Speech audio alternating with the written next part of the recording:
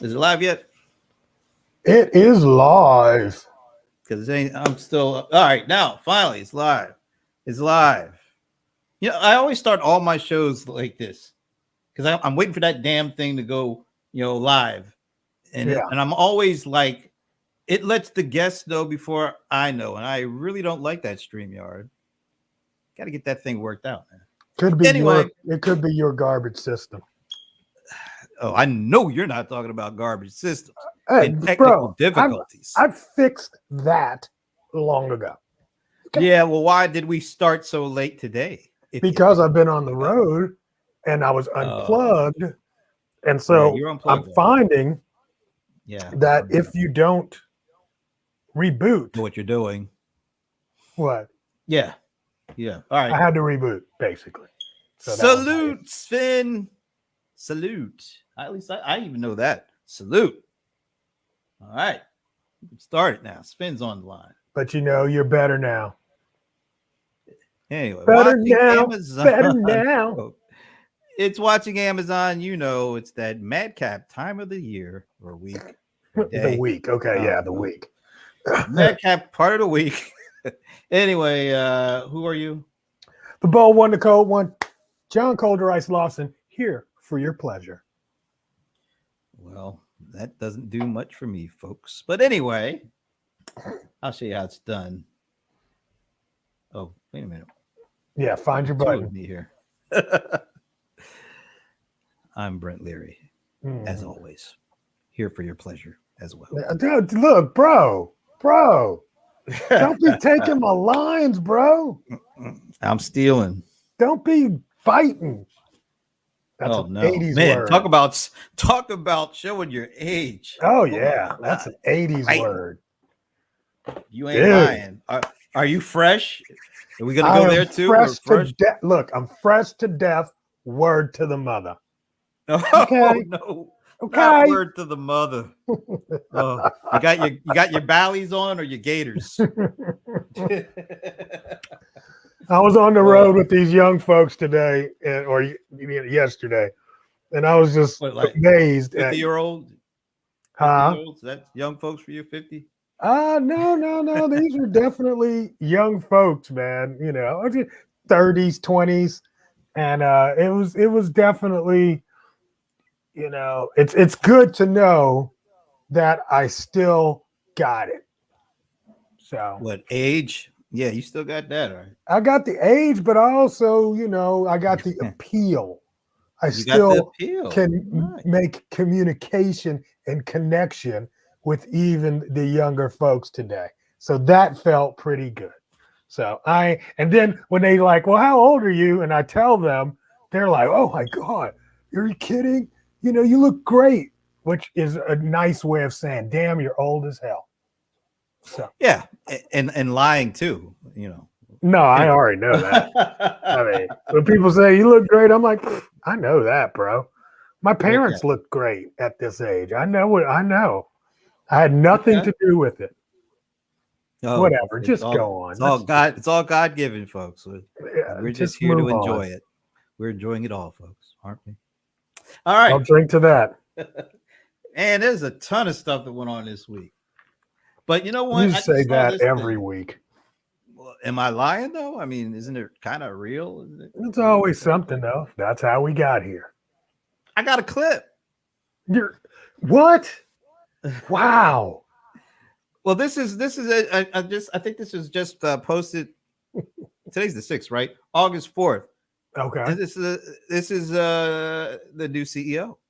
Let's go. A little clip of him talking. Here we go. We are going to try and be very thoughtful about what are the things that we need to evolve to be the best place to build a long-term career at Amazon. And as I said, there'll be debate, but we won't compromise on safety. It's the number one priority, and particularly, you know this better than anybody, in our fulfillment centers.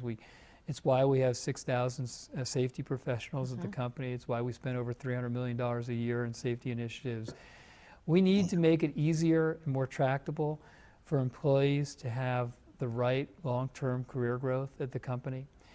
We have to hold ourselves to really high standards. Our customers hold us to really high standards, yet have empathy in how we lead and care for people at the company. I think we need to be more diverse as a workforce, including in our leadership ranks. We need to make it easier for our product builders to build services that change the world for customers, but also to experiment at a really rapid rate.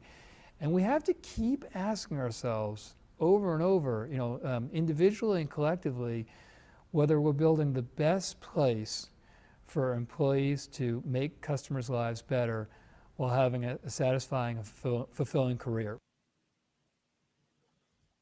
All right.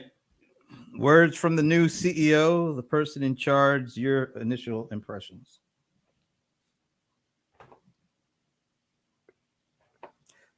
Feel free to speak up. Okay. Amazon and empathy is what Sven says. So Sven, we know there's I'm trying is my coming best. From a certain angle. I'm trying. You know what? He hit all the key words. He did. How about that? He hit all the little keywords. He was as animated as macaroni and cheese. Okay. So is it more about showing and proving that at this point? Dude, it is so about showing and proving. Amazon talks a lot of big game, but let's see if you can follow it up. I mean, they are all about sucking up as much air as possible. So if you're going to stand in the way of giving back and making our workforce and changing the world and all of this, Disney vibe, whatever, we'll see. Disney vibe. Yeah, I mean, come on, you guys are not Walt Disney. You have not given me any prince and princesses. So let's be clear. I love getting my stuff early. Prince, yay. You mentioned him. The $300 million annually on safety, that kind of stood out to me. That's a lot of money, man. And he said 6,000 like safety professionals on staff. At least the numbers are impressive. I have to say that. I mean, $300 million. Uh-oh. Oh no. Oh, I sense a bit of sarcasm, Garrett. just a touch. But I take it no less. What's up, Garrett? Good to see you, man. Oh no. The goat Go to your. He's the goat herder. That's too funny. He's too funny, man. Yeah, but you know what? Great. If that's Amazon's, desire, show and prove. Let's see. Whatever, man. Show and prove. That's all we can do. You talk the talk. And now it's time to walk the walk. And I say that about anybody that says that like flowery words. Let me just tell you. I see this commercial every day about Black businesses. I have been trying to get Amazon. Tiffany. I have been trying to get Amazon to put us in this program since December. It has been 8 months of back. What program? In this program that they're talking about, Black business. We want to make Black businesses better. No. That's when you heard about it. That's when you heard about it. No, that's when you could apply. July 1st. No. That's when you heard about it. They actually reached out to submit. Brent, are you going to listen? Shut up. Submit. You can't tell me what. Look, anyway, December of last year is when I first got wind of this program as a beta. A beta. Okay. So it came out live in July, August, right? But I'm just saying. They announced it in June. Okay. Anyway, I'm not going to fit. Go ahead. You finish. I'm just saying. I'm trying to make a point. Beta. I'm just saying. They came public with it in June, and they said submission started July 1st or something like that. That's all I'm saying. That's the timeline, the public timeline. Yeah. Okay. All right. Okay. So, are you in it though? Did you submit on July 1st? I've submitted three different times. I've been bounced back and forth. We're going to contact you. We got a mistake. We couldn't find your email. It's just been, it's the same old red tape of me trying to guesstimate what it felt like when they promised you the 40 acres and a mule and nobody ever got it. Wow. It's another. Okay. It's do another. Do you know anybody that submitted and got through? I do know a couple. I do know a couple. Yep. Absolutely. So what did they say in terms of? There's not been any real execution yet. Okay. It's all about like sending some stuff. We're going to take some pictures. I think one person might have, that I know, got a stipend for ads, but she's not sure yet. So, I mean, it's a hodgepodge. It's kind of a little bit all over the place, but I think they spent way more money on the damn, commercial than they did on actually working out a plan on how to roll it out. But, that's what I'm saying. It's a Pollyanna of the thing of saying you're doing, how much do you say on safety? 300 million. 300 million. How much of that 300 million is proactive versus reactive? Yeah, I didn't get all into that. Now you see what I'm saying? It's like, so you come to me, I can look at that two ways. We spent 300 million. Why? Because your shit was that bad and you had to put it in there, or was it proactive to make it a better? You see what I'm saying? So anyway, I'm the contrarian. Really? No, I don't. I didn't pick that one up. I'm just gonna call people on their shit, man. If you're gonna do it, do it. All right, but so let's get back. So when it went live officially, did you do a submission? Yes, I've done it. Yes, I've done it. I've submitted 2 times. I think I just need to start a whole new business to get in. That's what I think I needed. It would be nice to know why there's a hang up for certain folks getting in and why others apparently are getting, going off to the races. I don't know. I haven't heard anybody going off to the races yet. Well, you said somebody got some kind of possible stipend. Benefit. Yeah, yeah. So we'll see. But I'm just like, from the, I mean, like again, the Pollyanna of the commercial. Amazon is going to help Black businesses because there's only 3% of Black businesses that are online or something. I think it's 6%. 6%, whatever the number is. It's like, we're going to change the world. That's a heavy. And you're still waiting to get into that. Right. But I'm saying that's a heavy, lofty thing. So just all the bullet points he was trying to hit, it's a heavy, lofty thing. And it's like, bro, show me. No, I agree. You got to be ready. Once you start throwing those numbers out there, you got to have it easy for folks to get in on this stuff and get going on this stuff. And it sounds like it's hit or miss, because it sounds like you might have some person or friends that got in, but I'll be honest with you, this dude has been selling online forever. I mean, look how old he is. Okay. Let's just move on. Let's see. We got a comment. Let me see. Oh, okay. Whenever I see somebody greeting you as Coach John, I gotta, gird my loins for all that's going to be said. You're so stupid. You're so stupid. I got so confused trying to join. So somebody else got confused. Oh, okay. Yeah. Oh, definitely. Lori, if you could let us know in the comment what was the most confusing part of this process, because I think I want to know, and I'm sure Amazon they need to know if things are confusing, or let us know what your experience has been, because I'm very curious about this. Because like you said, the rollout has been pretty tremendous in terms of the exposure and the commercial. Yeah. About how, so that part has been pretty good. And the submission part doesn't sound like it's been as seamless. Well, you know me, man. I'm going to hold the feet to the fire on this one. I think it's a very important. I think it's so important. Been held to the fire. Yeah. It's so important. It's so necessary. And I want to see this thing really work because it's the best kept secret in the world, Amazon and small business. And I want to see it work.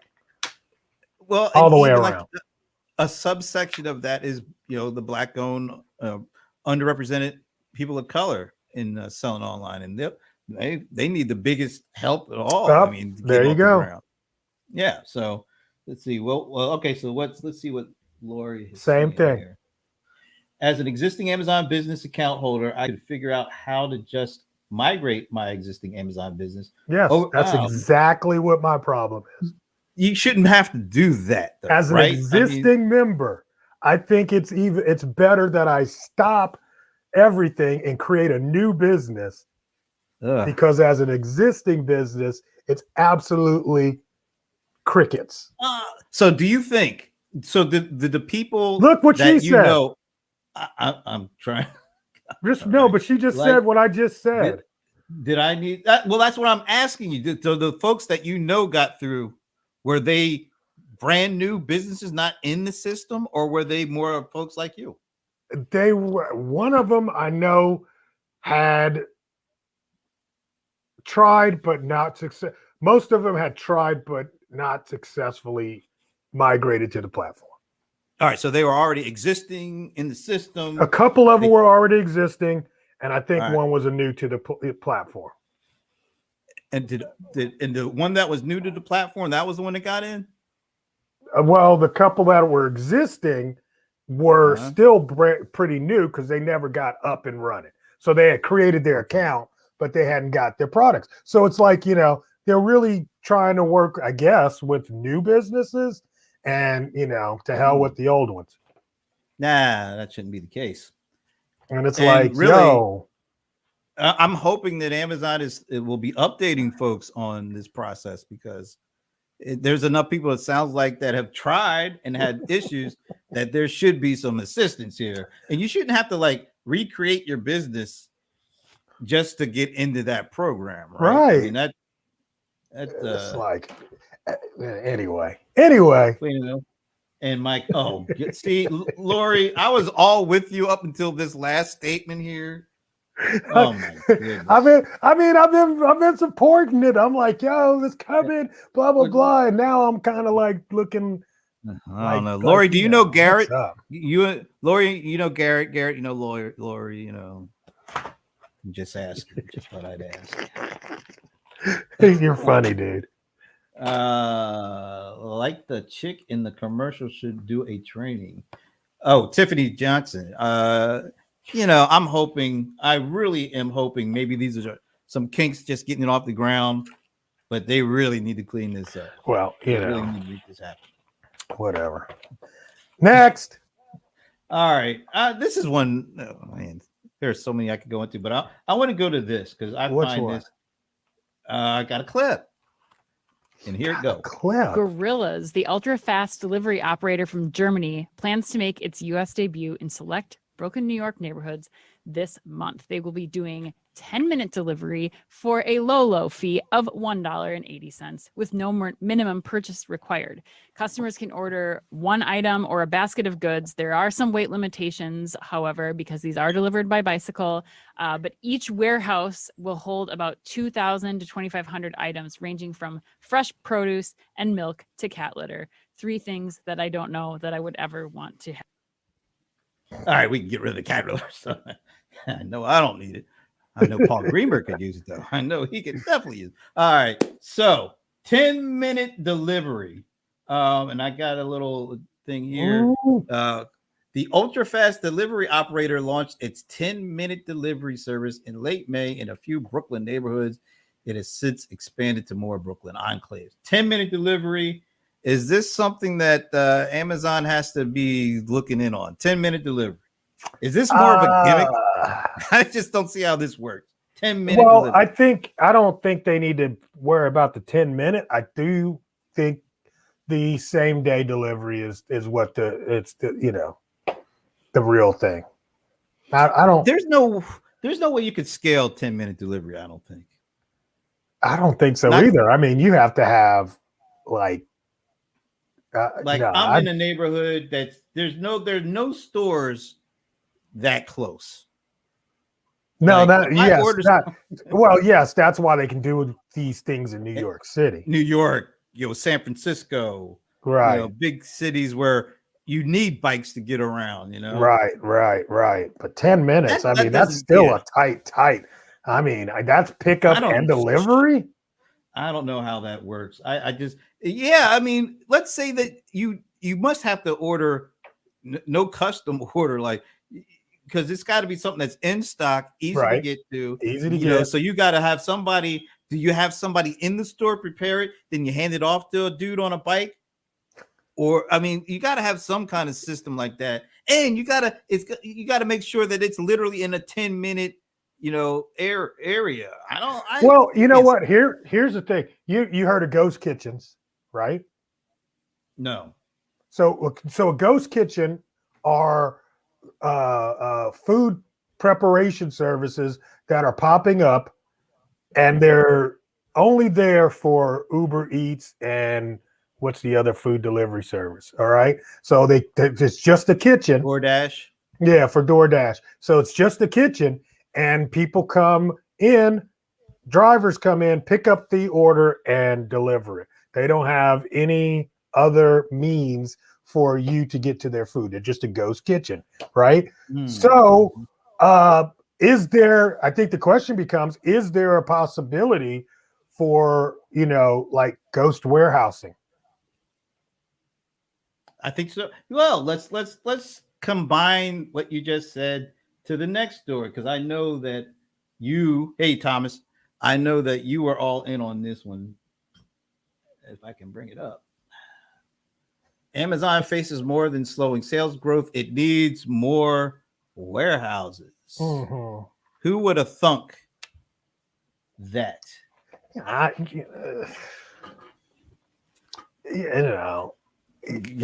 mean, you know what? This was a great title to, jump in on the earnings.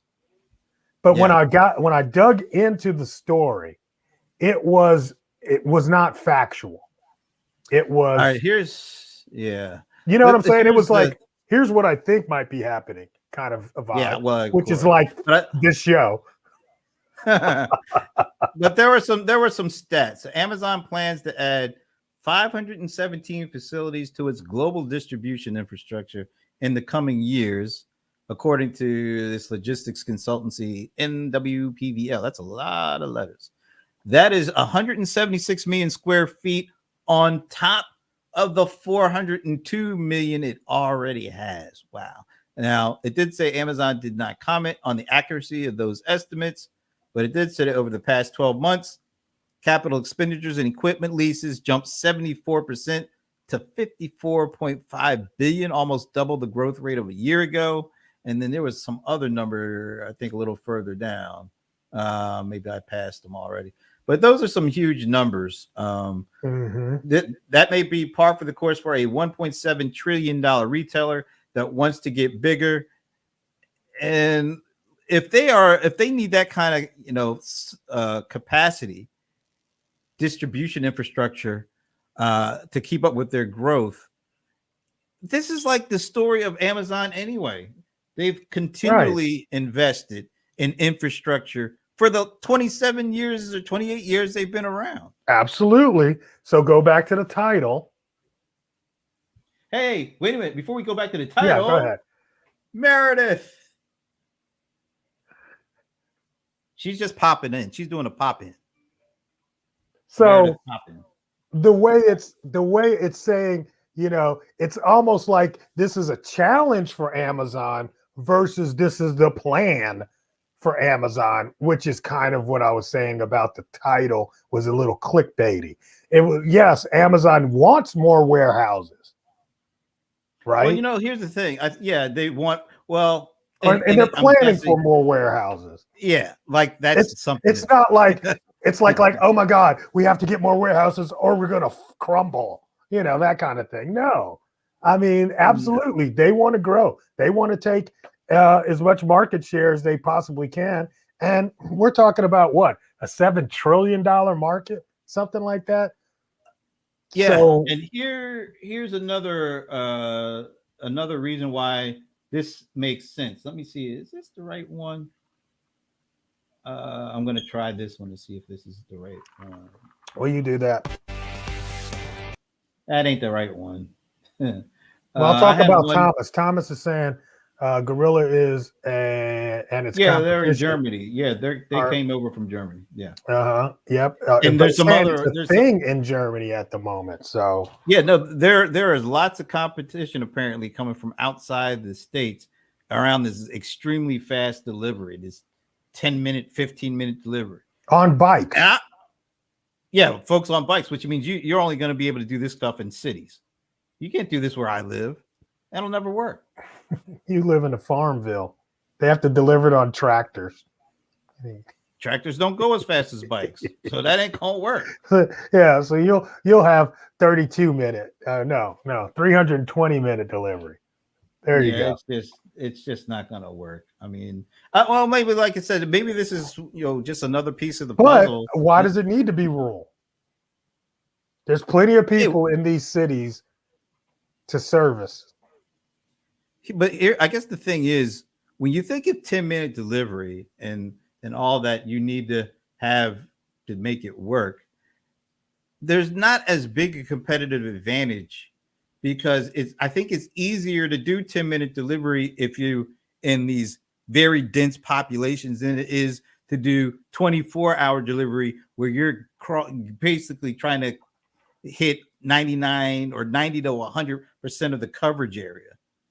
So 10-minute delivery actually might be easier if you keep it to these very dense areas versus like what a Walmart or what an Amazon is trying to do with 24-hour delivery or same day delivery, but it's offered to like damn near 100% of the U.S.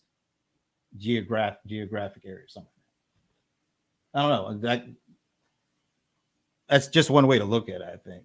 But either way, people are getting on. I guess people, mostly financial analysts, were disappointed with the earnings, and I've seen some stories. I heard some stories that one of the things that they're worried about is, Amazon is going to always going into another big investment around infrastructure. Well, guess what? They've been doing that forever. Exactly. Well, if you're going to worry about, all I will see is an opportunity to buy low and make more money on it. That's been their modus operandi. That's their MO, man. Come on. When are they going to get used to it? Here's the difference. What's the difference? Let's say, like 2008, let's say this happened, well, they're always buying. They're never, showing a profit. And, at the time they weren't showing any profit. They were just reinvesting. All right. Now this year, you could even go back to the last 2 quarters. Not only are they making a profit, I think they made like 13 billion in one quarter profit. And then this last quarter of earnings was about 7 or 8 billion. So they're making a ton of profit while they invest in infrastructure now. Yeah, and I don't see the problem. The reason that they're able to do that is 2 of their fastest growing business segments, AWS and advertising, it's almost like pure profit to those. So you know what I haven't heard about from Amazon in a while? No, what's that? In a store, print on demand. No, I haven't heard of that at all. Remember when we saw the T-shirt machine that they had a patent on? Man, that was a long time ago. It was a long time ago, right? Yeah. So I'm just, or do you remember the patent on the balloon delivery? Oh my God. See, the helicopters, Yeah. Well, there was an article that I didn't even get a chance to, I don't even think I posted. Like it seems like they're shutting down or moving away from their drone delivery program. Drone delivery, Remember how big a deal the all the hype that got? And it's kind of quietly going away. Can I do the check mark on John was right there? No. Come on, man. Remember when 60 Minutes came on? I'm like, bro, they just doing this to get attention for the holiday seasons. There's not going to be any drug delivery anytime soon. Come on, man. You got to give me. I need to pull the tape. Roll the tape. Roll the tape. I don't have any clips for that. Sorry. So sorry. Yeah, that's one went the way. Funny. That's going the way of the dodo bird, man. I mean, that's right. But I mean, that is Amazon sometimes, bro. I mean, hey, they think of some things. If they were doing that back when they weren't making a quarterly profit of 8 billion to 20 or 12 billion now, what do you expect them to do now? I mean, they've got and it's not. Didn't we say this last week? Like Facebook, Amazon, Google, whoever else you might, Microsoft. Yeah, Microsoft. When you're able to generate close to 10 billion a quarter in profit, we're not talking revenue, profit. That gives you a lot of things, a lot of stuff to be able to try and see if it works, see what sticks.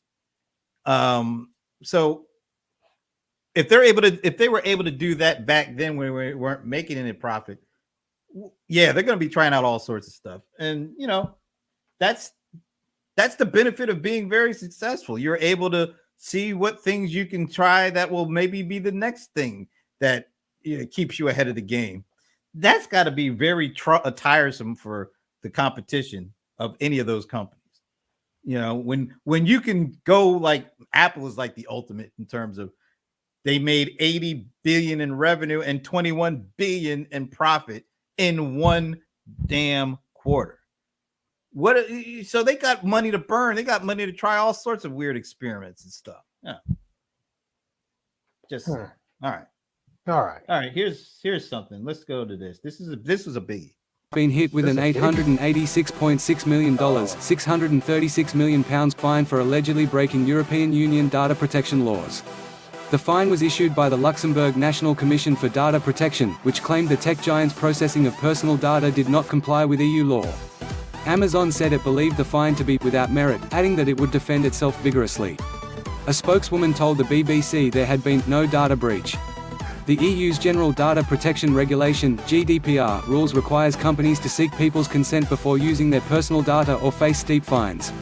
The Luxembourg Data Protection Authority, also known as Commission Nationale pour la Protection des Données (CNPD), issued the fine to Amazon on the 16th of July, according to a U.S. Securities and Exchange Commission (SEC) filing by the company on Friday. In response, Amazon said, "We believe the CNPD's decision to be without merit and intend to defend ourselves vigorously in this matter."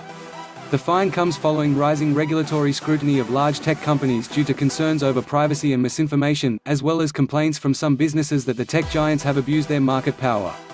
"Maintaining the security of our customers' information and their trust are top priorities," said an Amazon spokeswoman. "There has been no data breach, and no customer data has been exposed to any third party. These facts are undisputed." She stressed that the firm strongly disagrees with the CNPD's ruling and intends to appeal. The decision relating to how we show customers relevant advertising relies on subjective and untested interpretations of European privacy law, and the proposed fine is entirely out of proportion with even that interpretation, she added. Man, how about that music? What the hell are you doing? Hey, they put like that dance music in. I thought, Bro, that was the funniest piece of AI. That was really something put together. I picked that one specifically. I had 4 videos that I looked at. The first one was like, oh, the voice is just not good. Second one was, well, voice ain't bad, but it's just too dry. And then I got they got the dance music. Dude, but you know what? I'm writing while it's playing. And so the clips of the lion, hand washing, the black guy just looking at the camera, and a fire truck. It was like, what the hell? Some of these things just don't belong here. But it was, but I give them credit. They're getting better. Okay, so Amazon, 888 million. Oh, wow. Yep. So what do you think, man? I mean, to me, this is not just about Amazon, but this particular fine is. it's just, this privacy thing is just it's escalating and accelerating at the same time. I've got so many stories, that's focused on all these different areas of data privacy and data. There's data security, there's data privacy, and I don't want to get them mixed up.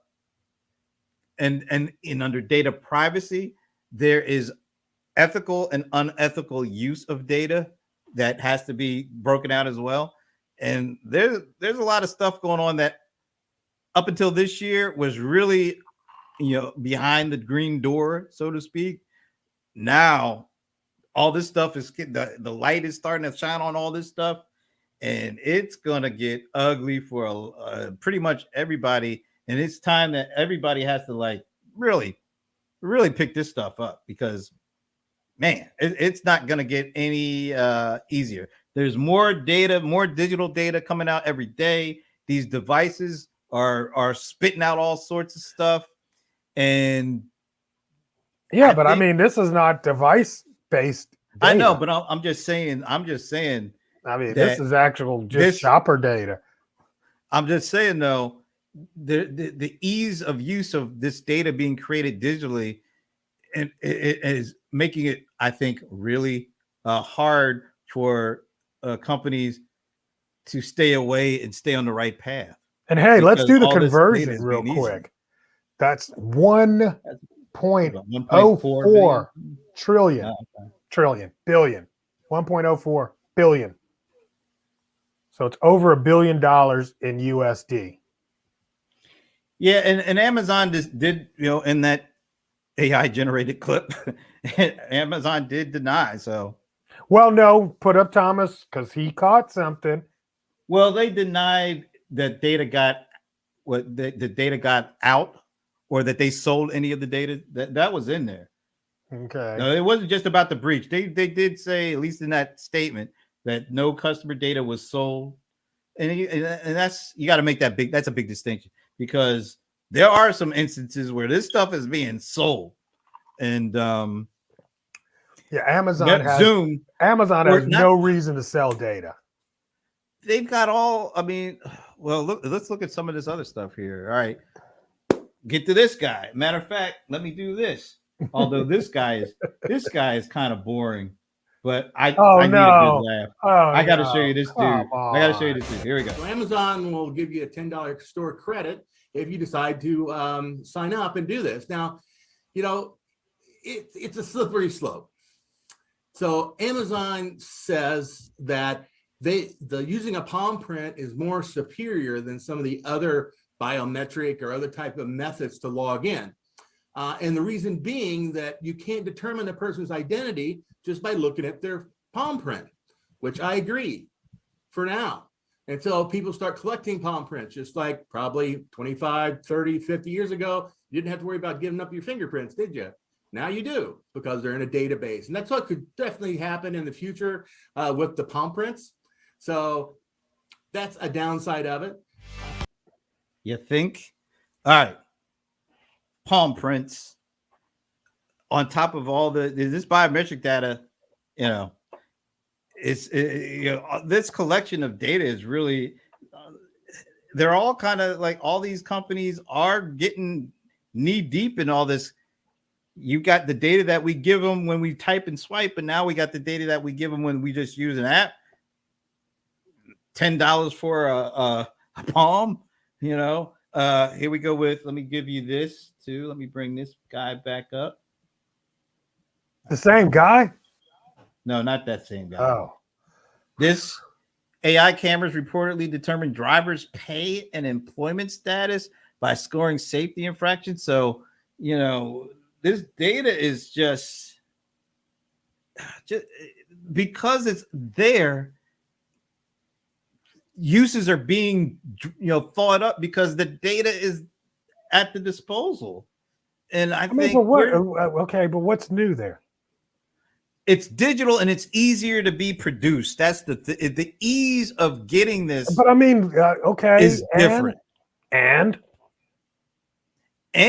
because the ease of and all the different devices all the different kinds of data that's being collected, it's providing an even more incentive to to do and try certain things. But I mean, that's been since day one, since we've had the data. We knew this was coming. No, it's not been the same though. It's different. Really? It's even different. Yeah, it is different because you don't even have to. If you have devices that are just constantly polling and sending information back, that wasn't the case 10 years ago. Well, I mean, it was the case that we were parsing data and using it. It's just the speed at which we're able to get it and use it is increasing. The speed, it's the type, it's the all the different varieties of it. I'm not saying I'm not disagreeing with your point about it being concerning. What I'm just saying is it's been concerning ever since we've been able to do it. It's of course, I think, but once again, the concern level 10 years ago, not where it is now, because the capabilities of collecting it, it was not where it was 10 years ago. A lot of things that we didn't have a clue as to what could happen. We didn't have a clue as what was going on back then. At the time. Still don't. That's my point. And it's getting worse because all of these devices that we have at our disposal are collecting and tracking. And I mean, now, your face, your palm, and your voice, DNS servers. Yes, your voice. All these are data pieces. And you can take these data pieces that come from all these different areas and you can create, you can bring them together. And all of a sudden, what may have not been a known identity becomes an extremely well-known identity. And just today we were doing an episode of this Watch Your Privacy thing, and there's a site. I wish I had that with. Don't worry about it. It is there is a site. I want to bring this up because matter, bro. Here, this site right here. Oh my God! What about this site?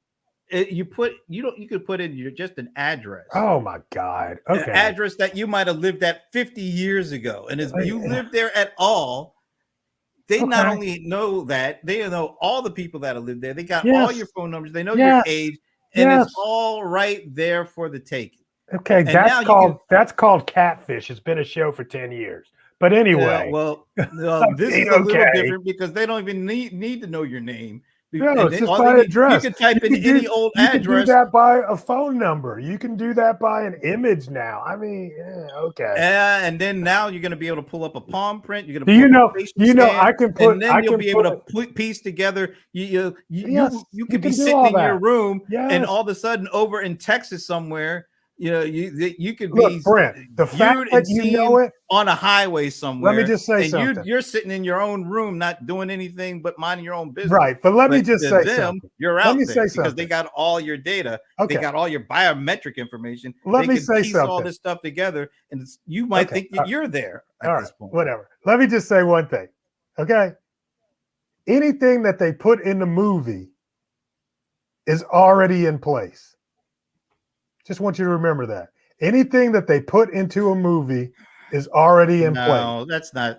It is true. It is absolutely true. The fact that let me just put it like this, Brent. It could come to that point. That you know this now lets you know that it's so ancient that they've let it out for you to even know it. So 2001 A Space Odyssey came out in 1968. Are you trying to tell me that all the stuff that they talked about at 1968 was available in 1968?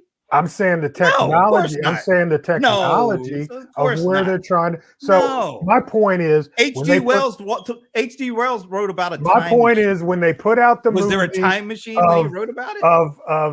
What was it with Tom Cruise? What's that movie?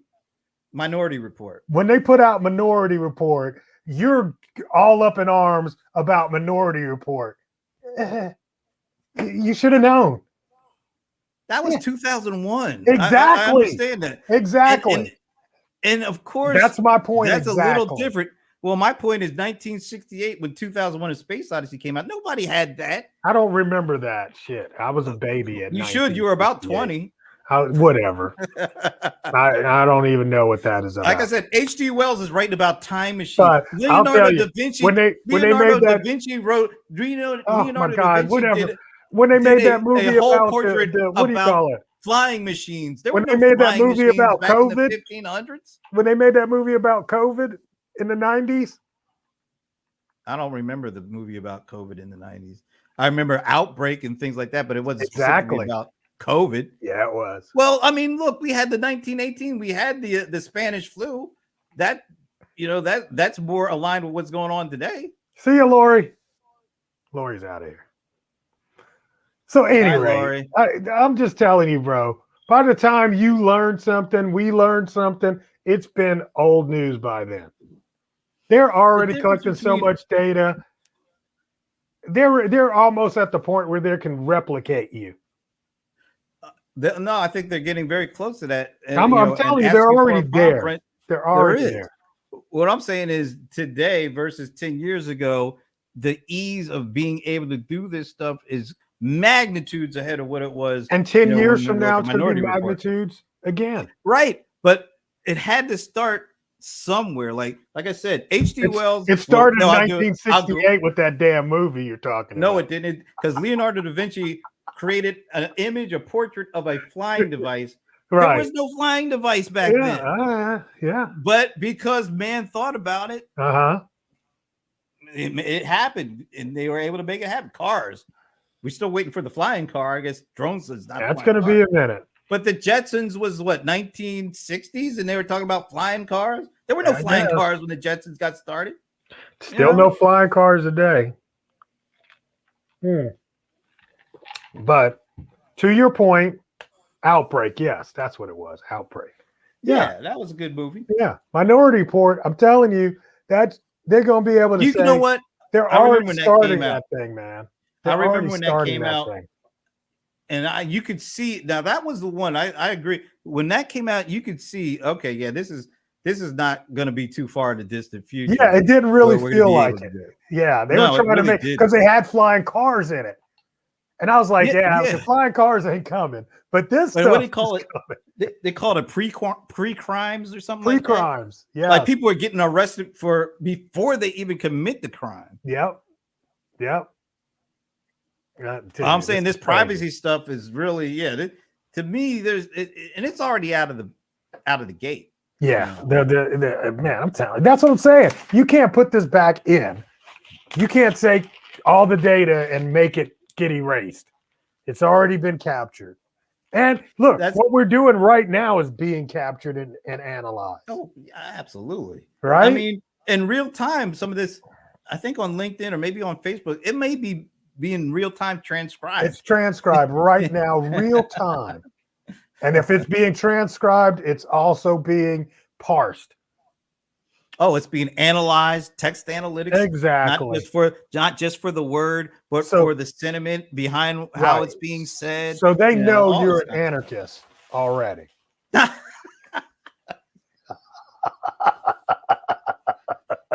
Their analysis is dead wrong if they think that of me. That's funny. But I mean, this is where all this convenience stuff is great, but there's a price we're paying for all this stuff. Yeah, hell yeah, it's like this. Go get your door, bro. We've been watching you. We've been watching and analyzing what you've been saying in the last 20 minutes. Oh man! And I'm gonna be like, look, the man you really want to talk to is Finn. Finn is. Why are you putting Finn on blast, man? Let's go. Let's go. No, you're wrong for that. But you know what? It'll be all right. I think the thing is, as this stuff comes to light, companies have to be ready, willing, and able to be very open and transparent. I mean, we can't go backwards. I mean, this stuff was like the Wild West. This data stuff, that was like the Wild West before, like just this year. Anything went. And now I think we're coming to the kind of time where not everything is going to be able to go, because too much is starting to surface. Did What you see the happens from information that? I don't on know. Apple today? Yeah, that was so. Here it is. I There got it that is. one too. Oh, good. Here, Okay, I'm glad. let me show you this one. Because Yeah, they're collecting all sorts of things, and this encryption stuff. But that's It not ain't the worth. one. There's But go another ahead. one. This too. No, man, please. Oh, well, what's the other one? What are you talking about? Because because this one freaked me out. All right, so let me share the screen real quick. Just real quick. Just real quick. Let's do that. Let me see. Pull that in. You see that one? Here, Apple will. Yeah, thank you. Apple will scan US. Yeah, okay, that was part of it. Yeah, that was definitely part of that. Yeah, that's crazy. Man, Apple will scan your phone now for images of child sexual abuse. Noble. 1000% a noble thing. I'm not absolutely, but I'm not. But if you can scan the phone and find that, yeah. What else can you find? What else will you find? Yeah, this is a Pandora's box. That's a Pandora's box because you're going to scan everything to find this one thing, but there's going to be what other if you find things, something else that could be almost as bad? What are you going to do with that? Oh, well, then or just in general.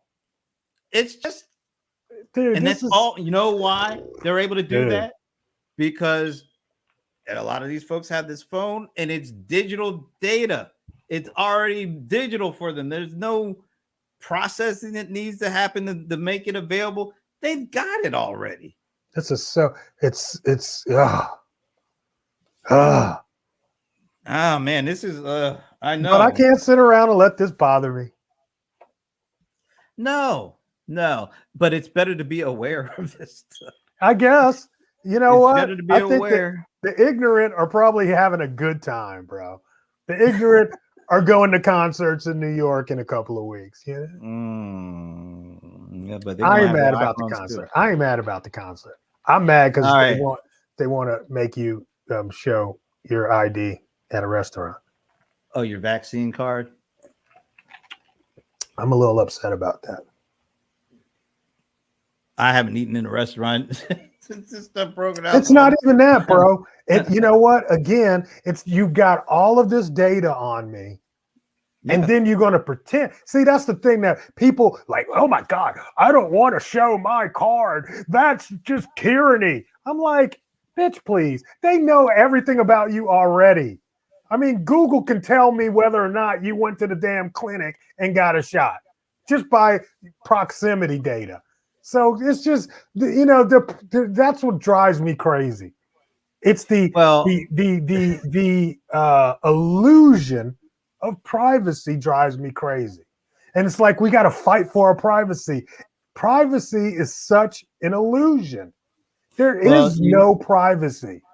You know, when an app developer, you see the change in privacy come up, that means that they found another way to make use of that data, and they have to cover themselves with a change to the policy in order to actually TOS legalize the ability. Yeah, every time they change that, they screwing with you. They found something else out that they wanted. And who opts out? Who opts out? Hardly anybody. I wonder if anybody does. Oh, I know people that do. And see, I guess from my perspective, and I guess we better call it a week after this. As long as I feel like I know what data I'm putting out there, I'm usually okay with it. But there's starting to come a time where you don't feel like you have the control that you want in what goes out. And that's where this kind of stuff is really starting to feel very scary. That's kind of the way I look at it. Because usually I don't have a problem. If I want to use an app, okay. Because I know what I'm putting out there. I feel like I know exactly what I'm putting out there, or what I mean to put out there. But now we're doing all this.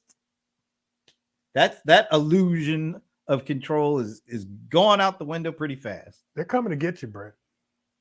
Now, they ain't coming this weekend, so I'm gonna chill. Yeah, you better hang out this weekend, man. Enjoy your freedom, my brother. Yes, while we all can, folks. Sven, enjoy it. Thomas, enjoy it. Everybody, enjoy it. We'll see you next week. Lock down your devices, folks. Don't give in to the $10 palm. Oh man. I don't know. Anyway, we will see you next week. We'll be back. I'm doing maybe. Well, I plan on being back. Yeah. All right, guys. We'll see you. Peace.